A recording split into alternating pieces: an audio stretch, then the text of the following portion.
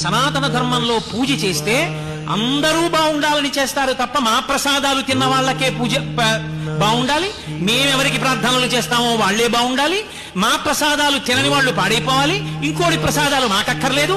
ఇలాంటి పూజలు సనాతన ధర్మమునందు ఉండవు. అందరూ బాగుండాలని పూజ చేస్తారు.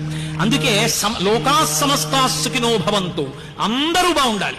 ఈశ్వరుణ్ణి వ్యతిరేకించిన వాళ్ళు కూడా బాగుండాలి, వాళ్ళల్లో కూడా మార్పు రావాలని పూజ చేస్తారు. అందుకు 108 నామాలు.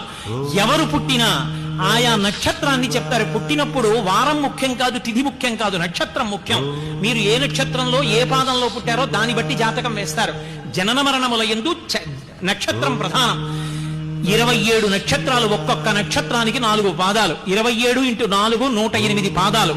ఈ లోకంలో ఎక్కడ ఏ ప్రాణి పుట్టనివ్వండి, 4 కాళ్ళున్నది, 2 కాళ్ళున్నది ఎవరు పుట్టినా ఈ 27 × 4 108 నక్షత్ర పాదం